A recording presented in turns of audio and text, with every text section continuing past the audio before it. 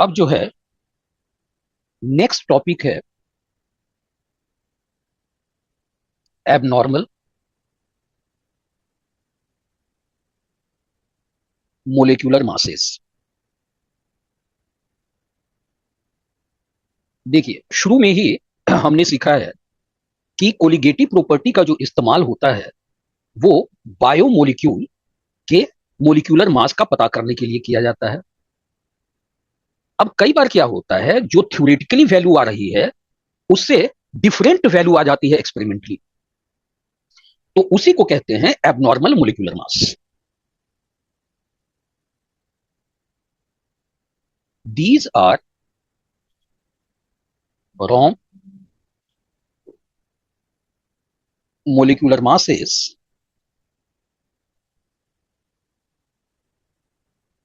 obtained from colligative properties. Relation between colligative properties and molecular mass of solute is based on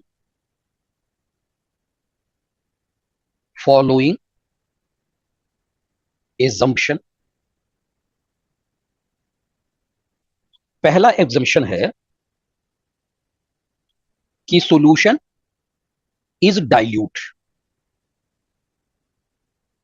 क्योंकि dilute solution में Raoult's law obeyed होता है। और second assumption ये है कि solute neither dissociates not associates. अब इसका क्या मतलब है अभी हम लोग समझेंगे।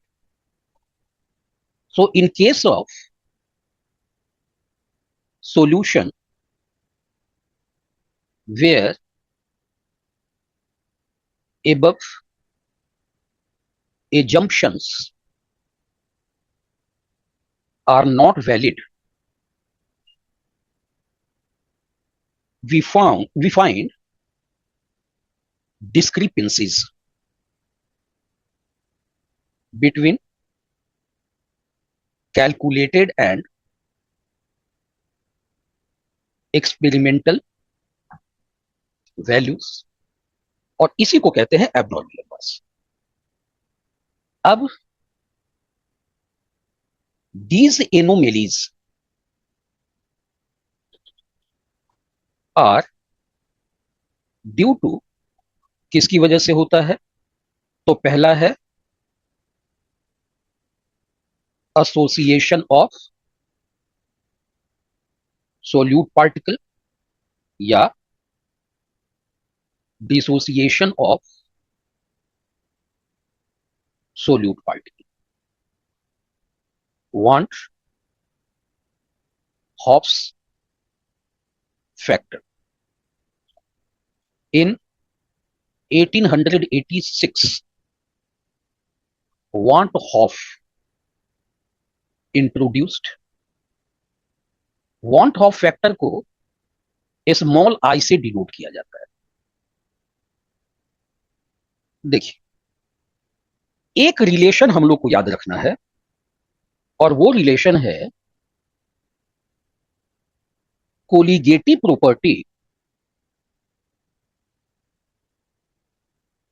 Is inversely proportional to molecular mass. Molecular mass ज्यादा होगा, इसका मतलब है कि कोलिगेटिव प्रॉपर्टी कम है।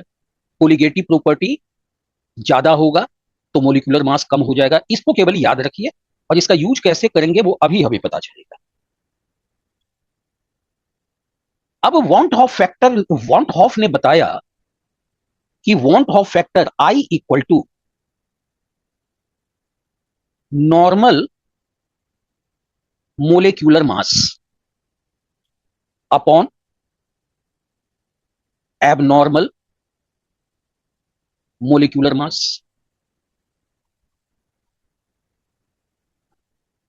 ठीक है। अब नॉर्मल का मतलब हुआ कि जो हमारा कैलकुलेटेड है ना, कैलकुलेटेड, तो हम लिख सकते हैं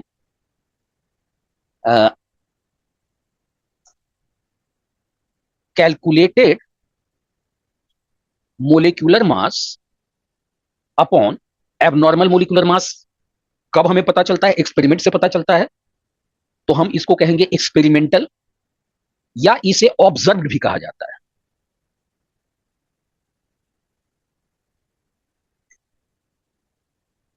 अब ये इक्वल टू होगा, अभी मैंने क्या बताया, कोलिगेटिव प्रॉपर्टी मोलिकुलर मास के इनवर्सली प्रोपोर्शनल होता है, यानी observed colligative property upon calculated colligative property. इसको अच्छी तरह से याद रखें। Normal molecular mass upon abnormal molecular mass. Normal molecular mass का मतलब हुआ कैलकुलेटेड मोलिकुलर मास, और एबनॉर्मल मोलिकुलर मास का मतलब हुआ जो एक्सपेरिमेंट में आया, यानी कि हम ऑब्जर्व कहां करते हैं? एक्सपेरिमेंट में करते हैं। तो ऑब्जर्व का मतलब एक्सपेरिमेंटल वैल्यू। तो अब मोलिकुलर मास में कैलकुलेटेड मोलिकुलर मास ऊपर है, ऑब्जर्व मोलिकुलर मोलिकुलर मास नीचे नीचे है। तो कोलिगेटिव प्रॉपर्टी में ऑब्जर्व कोलिगेटिव प्रॉपर्टी ऊपर हो जाएगा और कैलकुलेटेड कोलिगेटिव प्रॉपर्टी नीचे हो जाएगा। And this is equal to number of particles after association और dissociation divided by number of particles before association और डिसोसिएशन। हमें केवल इतना याद रखना है, ठीक। आई, अब यहां पर आप समझिए कि डिसोसिएशन का मतलब यहां पर क्या होता है। डिसोसिएशन में क्या होता है, जैसे कि कोई सॉल्ट है, इसको हमने इसका एक्वा सॉल्यूशन बनाया, यानी कि पानी में डाला, तो Na+ और Cl- आयन में ये बदल जाएंगे। तो ये क्या हो गया? डिसोसिएशन हो गया। अब ये एक मोल है मान लें, तो सोडियम प्लस भी एक मोल बनेगा और क्लोराइड भी एक मोल बनेगा। यानी कि अगर आई की बात करें तो आई कितना हो जाएगा? Number of particle after dissociation. कितने पार्टिकल बन गए हैं? 2 पार्टिकल बन गए, तो 2। और number of particle before dissociation कितना था? एक ही NaCl था, तो 1। तो आई हो गया 2। अब यहीं पर हम लोग एसोसिएशन समझते हैं। कुछ मॉलिक्यूल ऐसे होते हैं जो आपस में जुड़ जाते हैं। जैसे अगर हम एसिटिक एसिड की बात करें, तो एसिटिक एसिड दूसरे मॉलिक्यूल ऑफ एसिटिक एसिड के साथ एक डाइमर बनाता है। कैसे बनाता है? नेक्स्ट पेज पर हम लोग समझेंगे। ये आपस में जुड़ जाते हैं, समझ जाइए कि जुड़वा हो गया। यानी कि 2 एसिटिक एसिड के मॉलिक्यूल मिलकर एसिटिक एसिड के 2 मॉलिक्यूल आपस में कंबाइन कर गए। तो कंबाइन जो कर गया उसे क्या कहेंगे? एसोसिएशन, ठीक। अब यहां पर आई देखिए, number of particle after association, ये तो एक बन गया है, और number of particle before association कितने थे? 2 थे, तो ये हो गया 0.5। यानी कि एसोसिएशन के केस में मोलिकुलर मास बढ़ जाएगा और डिसोसिएशन के केस में मोलिकुलर मास घट जाएगा।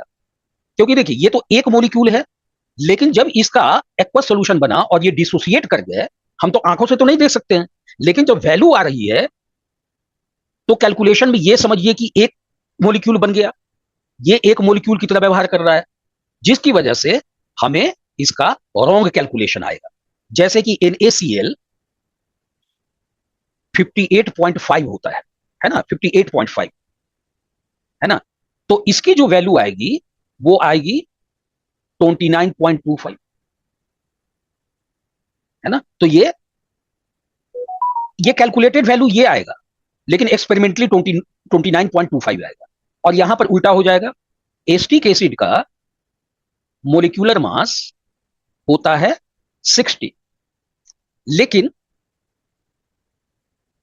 एक्सपेरिमेंटली ये कितना आ जाएगा, 120 आ जाएगा, क्योंकि दो मॉलिक्यूल मिलकर एक मॉलिक्यूल की तरह व्यवहार कर रहे हैं। तो एक मॉलिक्यूल का वजन क्या होगा, बढ़ गया, डबल हो जा रहा है।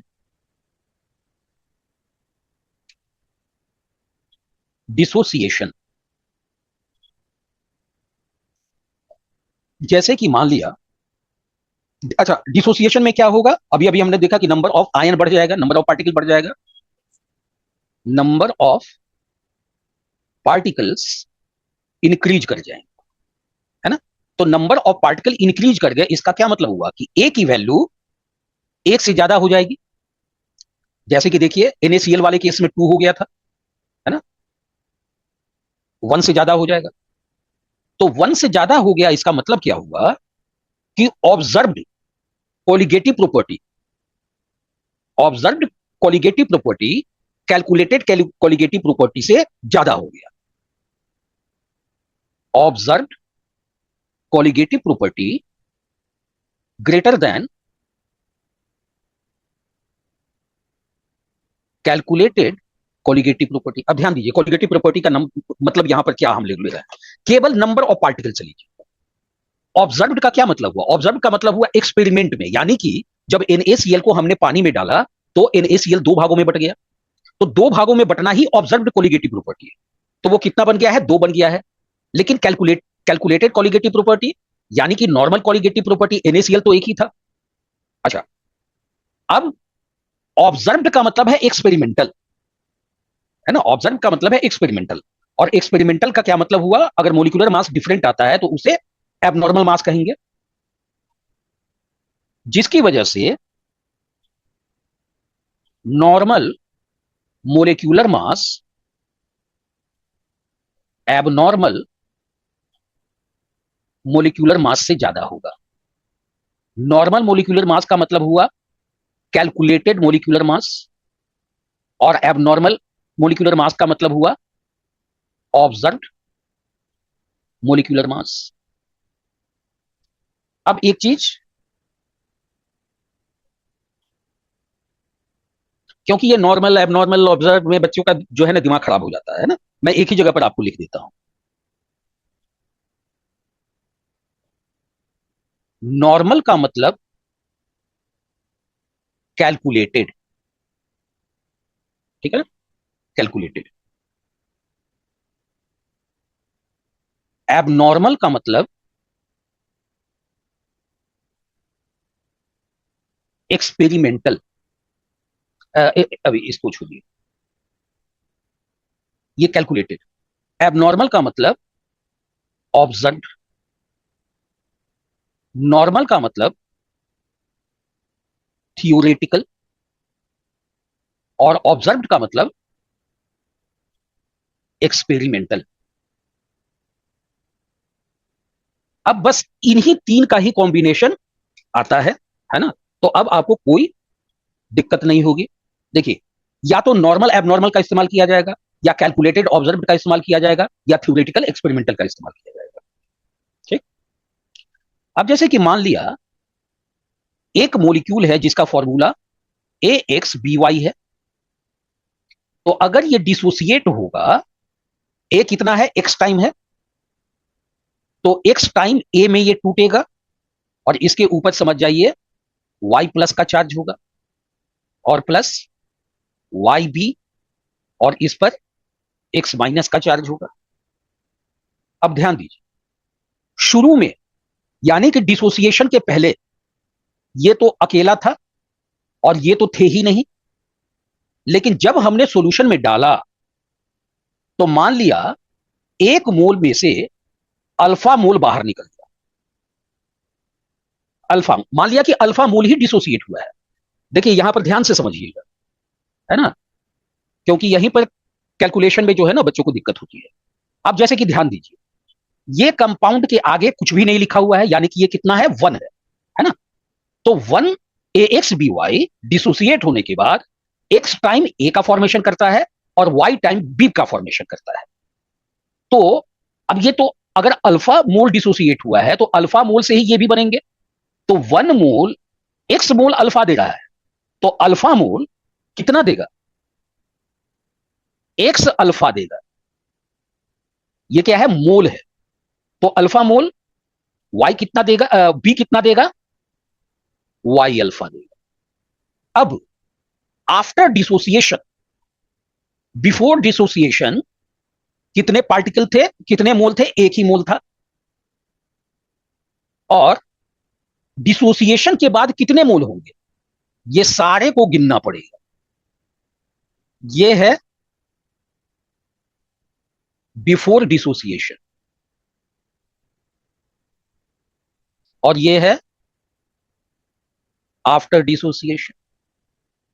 टोटल मोल आफ्टर डिसोसिएशन कितना हो गया, 1 minus alpha plus x alpha plus y alpha, 1 minus alpha x alpha और वाई अल्फा।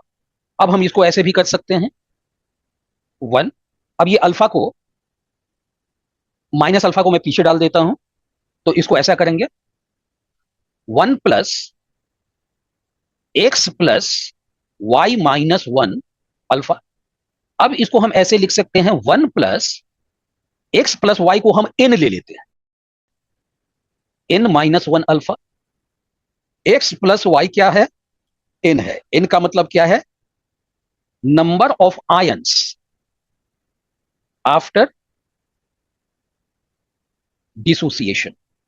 अब आई इक्वल टू क्या होता है, total number of particles after dissociation upon total number of ion mole before dissociation.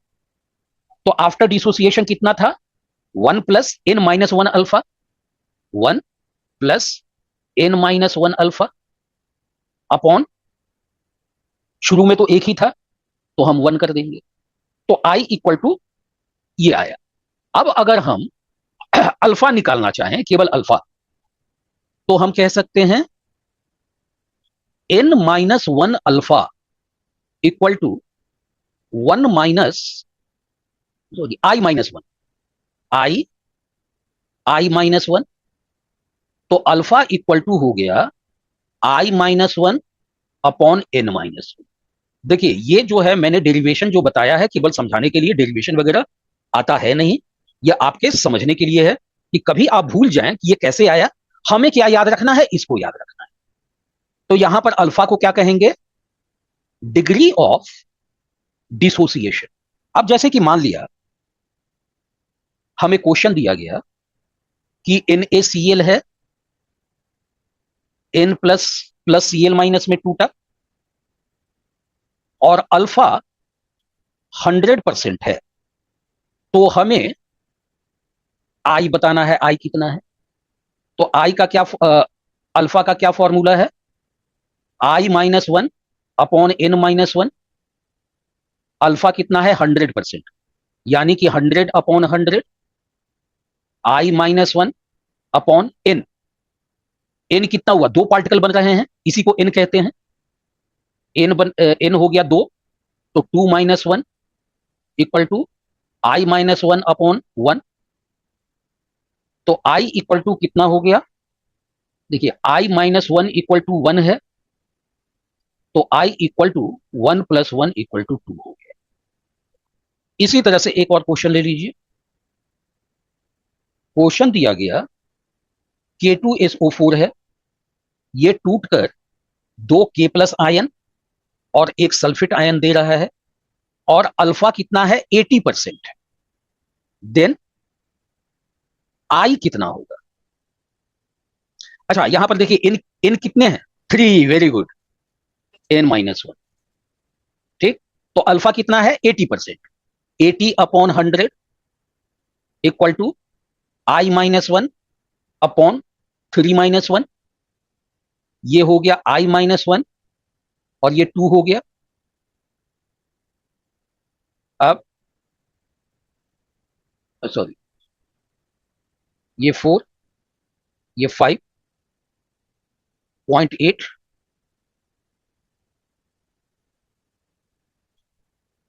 अच्छा,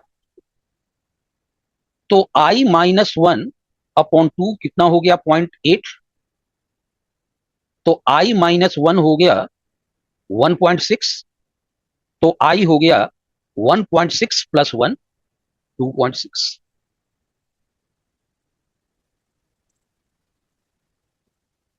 चलिए अब हम लोग देखते हैं एसोसिएशन।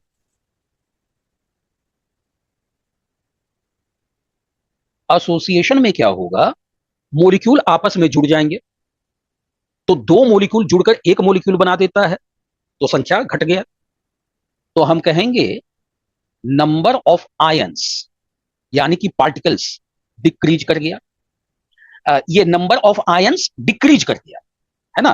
तो ये जो है ऑब्जर्व्ड वैल्यू है ना?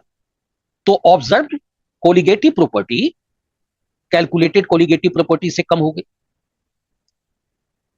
कि normal molecular mass abnormal molecular mass से कम होगा। नॉर्मल का क्या मतलब हुआ? कैलकुलेटेड। एबनॉर्मल का क्या मतलब हुआ? ऑब्जर्व। देखिए ये कैसे होता है, वहां पे जगह नहीं थी इसलिए मैं नहीं बता पाया था। जैसे कि दो एसिटिक एसिड के मोलिक्यूल CH3 COOH, ये जुड़कर एक मोलिक्यूल बना देते हैं। CH3 COOH, CH3 COOH, इनके बीच में हाइड्रोजन बॉन्ड का फॉर्मेशन होता है। एक एसिटिक एसिड के ऑक्सीजन और दूसरे एसिटिक एसिड के हाइड्रोजन के बीच में बॉन्ड बन जाता है। यहां भी हाइड्रोजन और ऑक्सीजन के बीच में बॉन्ड बन जाता है। ये क्या है? हाइड्रोजन बॉन्ड है, जिसकी वजह से एसोसिएशन हो जाती है। तो अब देखिए फिर निकालते हैं हम लोग।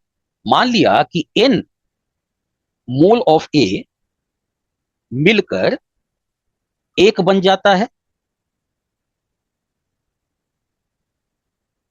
एक बन जाता है। तो शुरू में ये अकेला था, बिफोर एसोसिएशन ये तो था ही नहीं। अब मान लिया इसमें से अल्फा मोल जो है एसोसिएशन में भाग ले रहा है। अब ध्यान दीजिए, एन मोल ए एक मोल ए को बना रहा है। देखिए एन मोल एक मोल को बना रहा है, एक मोल एन को बना रहा है। तो एक मोल कितने एन बनाएगा? 1/n बनाएगा। अब ये अल्फा डिसोसिएट हुआ, यानी कि अल्फा मोल ऑफ ए कितना एन बनाएगा? अल्फा अपॉन एन बनाएगा। तो ये कितना बन गया? Alpha upon n. अब ये पूरे की गिनती करेंगे तो वो होगा number of particle before association, और ये होगा number of particle after association. Number of particles after association 1 - alpha plus alpha upon n. तो ये कितना हो जाएगा? 1 + अल्फा अपॉन एन -अल्फा। तो इसको हम लोग 1 + 1/n -1 अल्फा भी लिख सकते हैं। अल्फा क्या है? डिग्री ऑफ एसोसिएशन है। तो आई क्या होगा? Number of particle after dissociation, sorry after association. तो आफ्टर एसोसिएशन कितने हैं? 1 + 1/n -1 अल्फा, और बिफोर एसोसिएशन कितना था, एक ही था। तो ये हो गया 1+1/n -1 अल्फा। तो हम लोग ऐसे लिख सकते हैं 1+1/n -1 अल्फा इक्वल टू आई। तो 1/n -1 alpha equal to i-1। तो alpha equal to i-1 upon 1 - n-1। अब इसको हम इस तरह से भी लिख सकते हैं 1 - i अपॉन 1 - 1/n। तो ऐसा हमने क्यों लिखा, क्योंकि इससे याद रखना आसान हो जाएगा। और यहां पर अल्फा का क्या मतलब हुआ, degree of association, degree of dissociation, यानी कि alpha equal to i-1 upon n-1। Degree of association यानी कि अल्फा, ये क्या है i-1, यहां लिखिए 1 - i, यहां n-1 तो लिखिए 1 - 1/n। अब एक ही जगह मैंने दोनों लिख दिया, तो इससे अब आपको याद रखना आसान हो गया। बताइए क्लियर है क्या? वीडियो हेल्पफुल लगी हो तो लाइक, शेयर और सब्सक्राइब जरूर करें। बेल आइकन प्रेस करना ना भूलें। Thank you for watching and see you in the next video. Happy learning.